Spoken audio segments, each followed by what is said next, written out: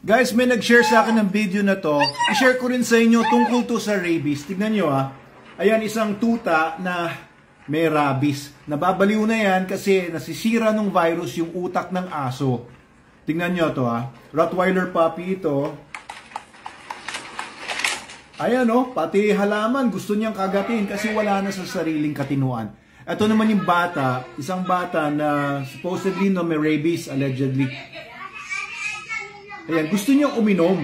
Nauuaw na siguro siya, pero dahil napaparalyze na yung virus, yung mga nerves niya, pati nabablock na yung lalamunan niya, hindi siya makainom. Ayan, kaya ang hydrophobia, ayan, sign niya ng rabies. Sa tao yan ha, sa aso walang hydrophobia. Hindi natatakot ang asong may rabies sa tubig. Kaya kawawa naman bata oh.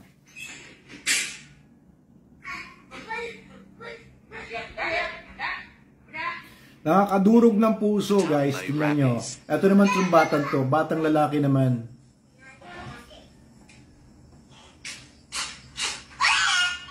Wala eh. Oh, parang nagiging aso din oh. Bubula ang bibig. Tapos biglang naging normal, di ba? Kumakanta-kanta, parang naging normal na bata. Sira na po kasi ang utak kapag may rabies na ang tao. Or may mga pagkakataon na magpipilit ang pasyenteng kumain dahil sa tindi ng gutom. Ngunit ang lalong matinding uhaw ay hindi niya malunasan sapagkat imposibleng uminom. Makakaranas din siya ng hirap sa paghinga at paglunok at pakiramdam niya'y sinasakal. Mamumuo ang plema sa kanyang bibig at lalamunan at ito'y sisikapin niyang idura at iubo upang lumuwag ang paghinga. Pahira ng tissue paper ang sobrang uhog at plema at itapon ng maingat sa isang basurahan. Maging maingat din sa pagtapon ng natirang pagkain ng may sakit at huwag hayaan makain ng ibang tao o hayop. Lahat ng katulong sa pag-aalaga sa pasyente ay kay mahahati siya sa paghahalinhinan ng kapusukan at hinahon.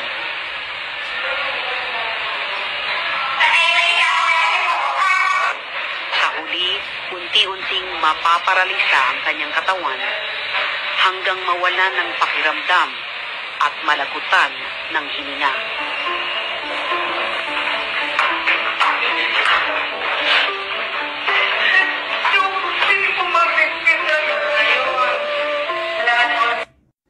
ang rabies guys ay 100% preventable by vaccinations and treatable yan. Bago dumating sa utak, kailangan masugpo na kagad. Kaya kapag nakagat kayo ng aso or pusa or iba pang mga hayop or nalawayan ang sugat ninyo, definitely you have to get vaccinated at bigyan ng immunoglobulin at saka maaaring anti-tetanus.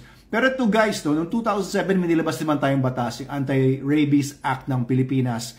Now, ang isa sa mga kailangan gawin, according doon sa batas na yan, is alisin ang mga stray dogs sa mga kalsada natin, which hasn't been done. Since 2007, wala namang nabawas sa mga stray dogs. At least, nakikita ko dito sa Luzon, Metro Manila, sa Visayas and Mindanao, ay ang dami pong stray dogs pa rin. Hindi po ginagawa ng mga LGUs ang trabaho nila. Merong ilang mga probinsya, yung mga secluded na mga areas na rabies-free na. Pero sana maging rabies-free na nga ang Pilipinas. Every year pa rin. Simula noong mga 2007 nang nilabas yung batas na yan, hanggang ngayon, 2023 na, 200 to 300 people in the Philippines die pa rin every year dahil sa rabies. Pwede sana ma-prevent ito kung wala yung mga stray dogs. Okay guys, ito, LGUs are mandated by government, by the law, to remove the stray dog population sa mga kalsada. Ngayon, tayo naman as dog owners, required tayo na iparegister yung mga dogs natin. And required tayo na ipabakuna yung mga dogs natin every year.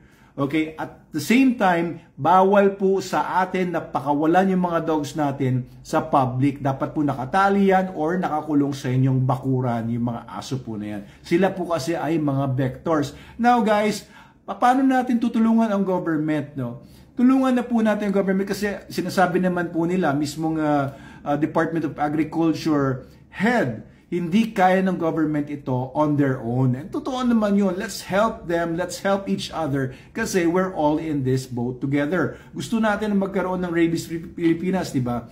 Pwede natin gawin ngayon. Ito gusto ko nga makapag-meeting, no, sa Bureau of Animal Industry. Ang head mismo, nagsumulat ako ng letter, pero si Ms. Paula Solano, aming Business Development Officer din, sumulat din ng letter sa kanila and sinagot siya ng assistant na head ng Bureau of Animal Industry. Now, we were supposed to have a meeting last week ng mga Friday, pero naantala ito no, na-postpone dahil daw tinawag siya sa Visayas for an emergency assignment.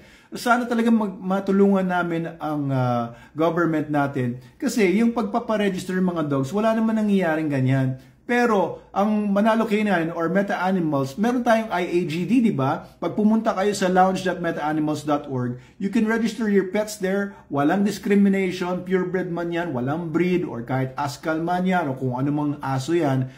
Pwede niyo po iparegister yan, pati mga pusa ninyo at ibang mga animals. Free ang registration, guys, online, no? Ang may bayad lang kapag ka nagpa-hard copy kayo. Pero pumunta lang kayo sa lounge, pwede nyo nang iparegister yung mga dogs nyo doon. Hopefully, no, makita ito ng Bureau of Animal Industry para magkaroon ng joined forces. Ngayon lang kasi tayo nagkaroon ng ganyang klaseng registry sa Pilipinas na free, no? And available online. Basta naka-smartphone ka or may internet access, pwede na po i-register ng lahat ng mga dog owners, mga cat owners sa Pilipinas ang mga pets nila for free. Ito po sa IAGD lang merong ganyan. At the same time, meron din po tayong regulation sa doon sa batas na Anti-Rabies Act. Kailangan ipa-register nyo o ipabakuna ninyo yung aso ninyo, and yung vaccination na yun dapat registered yan para may database ang government natin. Wala naman pong ganun. Kapag magpabakuna kayo sa vet ninyo or sa munisipyo ng anti-rabies, bibigyan kayo ng papel na nandun nakasulat na bakunado yung aso nyo. You have your copy. Pero walang kopya ang government. So, yung IAGD, meron din po tayo na dinevelop na online vaccination card.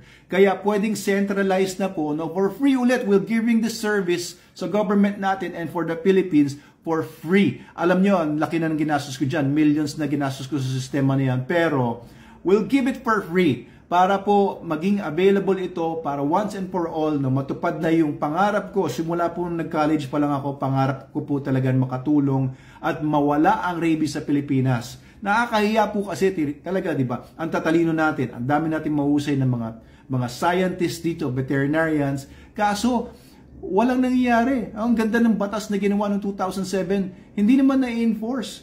So, let's help each other. I want to help. Guys, if you can, kung nakikinig dito or kilala ninyo yung mga heads ng Bureau of Animal Industry, Department of Agriculture, or mga heads ng government, please, I'm willing to spend time, effort, and resources ng company namin para makatulong dito sa pagtanggal po ng rabies. No? We should all try helping the government. Kung hindi man kunin yung system ko, hindi man ako yung gustong kausap, at yung iba gusto nilang pumapel, gusto rin nilang magkaroon ng role sa pagsugpo ng rabies at sila yung mag-provide ng registry, yung online vaccination. Go ahead, please, let's do it. Let's do it somehow. Okay, so yan lang po. Gusto ko pong i-share yon. And guys, no, isa rin sa role kasi naman ng mga LGUs or mga NGOs, mga private citizens ay let's keep promoting, no, yung Animal Welfare Act na to and Anti-Rabies Act para po yung mga kababayan natin na irresponsible sa pag-aalaga ng mga aso, irresponsible sa breed lang ng breed ng mga aso, ay magkaroon naman ng alam niyo yon, ng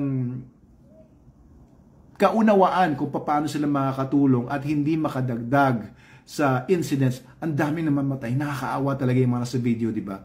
Okay guys, so please share this video. Please continue to follow us para po makatulong po tayong lahat sa mga susunod na mga chapters natin sa rabies sa Pilipinas, dahil we're all in this together nga. And magtulong-tulong po tayo rabies is preventable and treatable and eradicatable.